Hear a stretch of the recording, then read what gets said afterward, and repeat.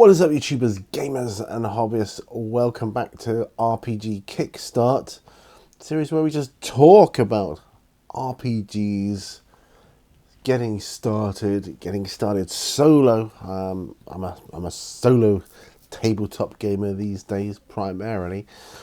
So I thought I'd talk about a couple of things. I'm not going to talk too long, so I've got a bit of a sore throat today.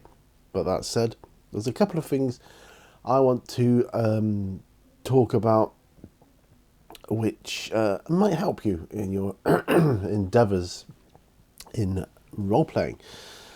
Now, the first one involves a little tale of what happened when I was young and was first I was into D&D, I was in a group and, hadn't been doing it that long, so we say, long enough to be comfortable with the group. We were all friends and, that kind of thing. We had very much of a Stranger Things kind of vibe going on. Anyway, our DM suggested one day that we should perhaps think about a small pay-as-you-go fee for when we play. And all the money would be put into a kitty.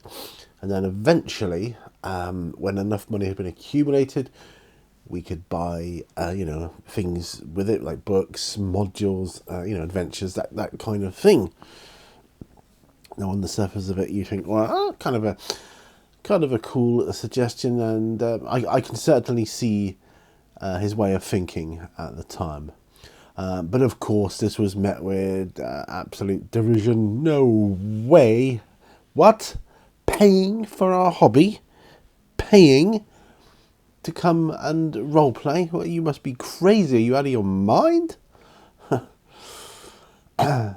And for the time and the situation, maybe it was. Maybe it was.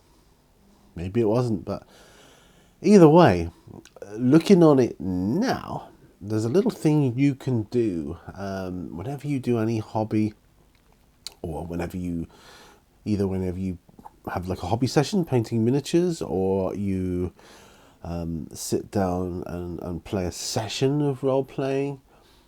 Put a pre-agreed with yourself, of course, amount, like £1 or whatever, 50p, it doesn't matter, into a tin or a mug or a collectible something, whatever, and you'll be surprised how much and how quickly that money builds up. And before you know it, you have got enough money to buy, the next thing you want, the next tool you want, the next book you want, the next miniatures you want, paints, whatever.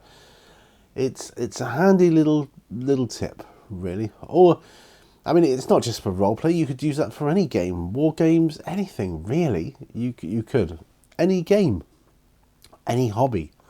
It is a handy way of micro saving, I think. Anyway, I just wanted to get that out there because I think it's a really, really handy one. So I've got every time I have a decent hobby session, I chuck a quid in it, and it's already full. It's and I don't get to hobby that often, so if I can do it, anyone can. Right, that's the first thing I wanted to talk about. The next one is also applicable to multiple games and and systems and whatever else, and that is the subject matter of FOMO, the fear of missing out. Now, when I first got into solo RPG, there was nowhere near as much tools around as there is today, and I'll just show you one. For example, things like this, dungeons and cities and everything else you need, all mapped out for you, For example, that's just an example. One example of something you might come across watching videos, someone else saying, "Oh, look at this great rule set! You've got to have this, man. It's the best. It's blah blah blah blah blah. This Oh, I'm done with this Oracle. I only use this now, and this is the way forward, and I use this deck of cards, and these dice or whatever it may be. Don't worry about it. It's FOMO versus JOMO, the joy of missing out. You only need a few basic things really to get going, and not just get going, have a really fun time doing so. You might not believe this, but trust me, the more you fall into the trap of FOMO, the less enjoyable it is for you, because you spend your time, every waking moment, searching for more and more tools, more and more books of random tables and maps and figures and whatever else you feel you need to make your absolute perfect game. You don't need it. End of the day, all you need is a pen, pencil, and some paper. Your imagination. That's it. That is it. Some dice, yeah, but that is really it. That's all you need.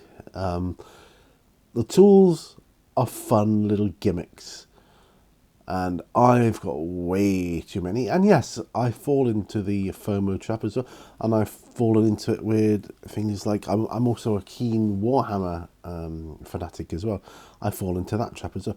I have learned recently to go more to the JOMO side of things with that, because there's only so much finance and resources you can throw at it, and time, right? So just get a few things you want and like, and then just enjoy them. Just enjoy them. So that's the two things I really wanted to talk about today. The little pay-as-you-go tip, which, although it was, it was a big no-no when it was first suggested, now, looking back on it older, and solo especially, I think it's a blooming good idea. And to the whole FOMO thing, just don't get caught in that trap, my friends. Just enjoy your games and have fun. Anyway, that's all I wanted to say on the matter. Thanks ever so much for watching. Remember, all brushes lead to war. I'll see you on another video, my friends. Bye for now. Bye-bye.